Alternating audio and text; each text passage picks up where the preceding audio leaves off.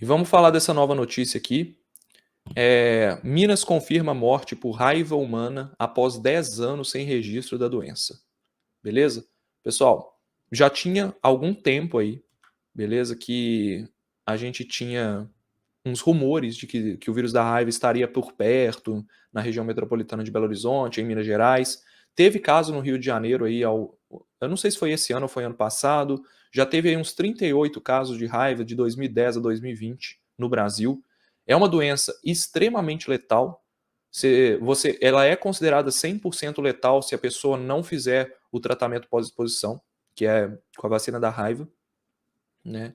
E foi encontrado em felinos aí em BH, né? Um gato encontrado morto e testa positivo para raiva após 36 anos. Tinha tido um rumor de caso de raiva em morcegos que mantém o Parque Municipal de BH fechado. O Parque Lagoa do Nado, por causa desse gato que morreu lá, que foi confirmado raiva, eles fecharam o parque. Então já era uma coisa que a gente já esperava que fosse acontecer. E pela desinformação, por uma questão também, era um menino indígena, tá? E a questão é lá, o vítima é um adolescente indígena de 12 anos que morava em Bertópolis, outro caso suspeito está sendo investigado.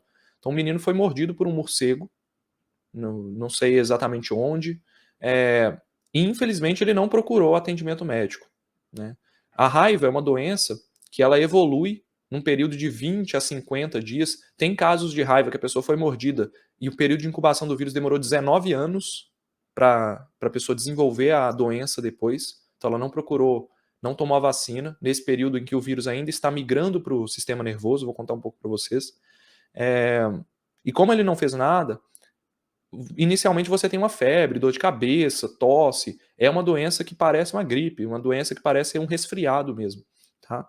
Só que depois que ela evolui, e esse é o grande problema, que está aqui, ó, o vírus migra para os nervos, tá? Para os neurônios, tá? E aí ele vai atingir o sistema nervoso de forma a colapsar principalmente as regiões vitais do corpo, coração, sistema respiratório, e aí a pessoa vai morrer, pode ter convulsões também pela infecção do vírus, então você tem inflamação no sistema nervoso, disfunção neuronal, beleza? Então é uma doença extremamente séria, que existem pouquíssimos casos de sobrevivência, de pessoas que sobreviveram à raiva. Se eu não me engano, no Brasil eu conheço 2 casos, e no mundo é raríssimo. Então os casos brasileiros eles são bastante estudados para ver o que tinha nessas pessoas que fez elas sobreviverem. E a raiva hoje é considerado o vírus mais letal do mundo. Não existe tratamento depois que a fase de incubação do vírus passou. Então a pessoa normalmente ela caminha para o óbito. Então o tratamento é simplesmente dar uma melhor qualidade de vida para essa pessoa. E como é que a raiva é transmitida? Isso é que eu estou falando para vocês porque por todos esses aspectos, cada vez mais nós estamos adentrando ambientes naturais. O vírus da raiva circula em animais na natureza. Ele tem, o vírus da raiva ele tem todas as características para fazer saltos para seres humanos, várias vezes, e inclusive ele pode ser transmitido de ser humano para ser humano. Ele só não é uma pandemia porque ele não tem uma capacidade de transmissão elevada, como o coronavírus. Mas é um vírus que tem todas as características básicas para realmente se tornar um vírus epidêmico, pelo menos localmente ali, um surto, alguma coisa. Então, é muito importante a gente saber dessas informações. Como é que a raiva é transmitida? Então, os morcegos, eles são animais que são hospedeiros reservatórios do vírus da raiva, eles não têm a doença na maioria dos casos, eles não apresentam sintomas e podem transmitir essa doença para outros mamíferos, tá? Pode ser animais rurais, animais gado, cavalo, animais silvestres, como raposas, macacos. Então, a grande maioria dos mamíferos é infectada, animais domésticos, tá? São os gatos e cachorros. E na fase em que o animal está com o vírus na saliva, que é quando ele migrou aqui para. Já foi para o sistema nervoso, já migrou para as glândulas salivares aqui, ok? Isso também acontece no ser humano. A partir do momento que o vírus chega na glândula salivar, a saliva passa a ser infectante. Então, pessoa pode infectar outra pessoa se contaminar, por exemplo, beijar uma região de ferida. Você pode se contaminar se for arranhado por algum animal, se for mordido por algum animal, tá? Então, todos esses métodos de transmissão acontecem, já estão declarados na literatura, e, por incrível que pareça, as pessoas ainda têm mordida de cachorro na rua, desconhecido, cachorro saiu mordendo, gato que arranhou, morcego, vive em região rural e não sabe que a raiva existe, tem que saber, pessoal. Tem que ficar ligado aí, porque é um vírus extremamente letal e que vai produzir sintomas muito simples no início, mas que depois ele evolui para uma doença gravíssima que leva à morte. Então, eu estou preparando. Deixa eu ver se eu preparei aqui alguma coisa. Beleza. Eu estou preparando uma série de vírus aqui no canal. Série de vírus. É, falando sobre os vírus mais interessantes, mais letais, os mais com potencial pandêmico. Nós vamos conhecer vários vírus que vocês não conhecem, como por exemplo, quem já ouviu falar de vírus Lassa aí? Vírus Marburg, vírus da febre do Nilo.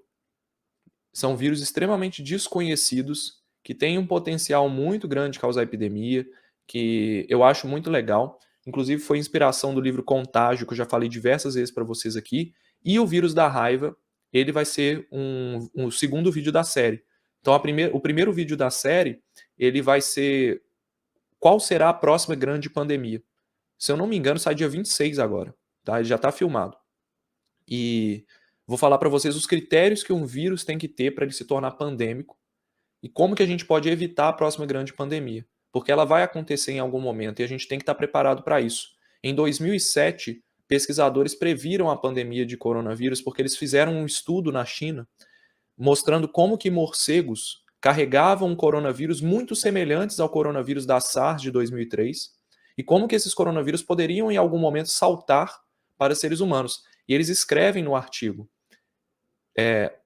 essa relação do ser humano com a natureza e principalmente a relação do ser humano com animais de mercados na China é uma bomba relógio que pode disparar realmente um vírus com potencial pandêmico. E eles citaram, esse artigo foi exatamente sobre um coronavírus vindo de morcego, que hoje a gente sabe que é o parente mais próximo do SARS-CoV-2, que é o que deu origem à pandemia de Covid. Então, assim, não dá para ignorar todos esses sinais que a gente está recebendo. Esse negócio do vírus da raiva não é que vai se tornar uma pandemia nem nada, mas é um sinal de que nós estamos nos aproximando muito da natureza e esses saltos zoonóticos que a gente fala, eles acontecem toda hora. A gente tem que ficar ligado nisso. Quando aconteceu antes da pandemia de Covid em 2020, se eu não me engano, aconteceu um salto de um arenavírus para um ser humano, que é um vírus também muito letal e bastante importante na ciência, mas não era muito conhecido, ele é extremamente interessante e foi um salto de uma pessoa que foi num parque e pegou o vírus, entendeu? Acontece, porque a gente está em contato com outros animais. E acho que a lição mais importante é: nós, pessoal, somos animais também. Nós estamos na natureza. A gente costuma dizer que a natureza está longe de nós, mas a gente está na natureza. A natureza faz parte de nós e nós somos parte do ecossistema. A qualquer momento pode surgir um patógeno e nos levar a um quadro de extinção. Então a gente tem que estar preparado para isso, porque a diferença entre nós e um animal comum é a nossa inteligência, a nossa capacidade de pensar adiante. Né? Um animal até pode ter inteligência, ele pode ter raciocínio, quem sabe, né? Ele pode até sonhar, tem uns estudos aí sobre isso, mas pensar à frente, construir cenários à frente, até onde sabemos, é só o ser humano que tem na Terra. Sobre outras formas de prevenir a raiva, tem campanhas, né? Vocês que têm animais em casa, cachorro, gato, vocês têm a possibilidade de vacinar os seus animais anualmente em campanhas de raiva, campanhas de vacinação de raiva. É gratuito normalmente. Não sei se exatamente todas as cidades do Brasil mas imagino que sim. Tá? E tem a vacina paga também. Vacinem seus animais, porque a vacina da raiva tem que ser dada todo ano para aumentar a imunidade desses animais e não para que seus bichinhos não sejam potenciais hospedeiros do vírus. Às vezes o bichinho está lá, dorme fora de casa, ou dorme no quintal de noite, pode vir um morcego e sugar o sangue dele, porque o morcego não é mais um animal só rural. O morcego, a gente tem morcegos urbanos também, em algumas regiões tem morcegos hematófagos, e não só o morcego hematófago, né, mas a saliva de outros animais também, que vem da rua, que encosta no seu animal doméstico, pode estar infectada e, infelizmente, levar a um surto local. Já aconteceu várias vezes. Então, cuidado, tá bom? Estamos em contato constante com vírus, bactérias e fungos.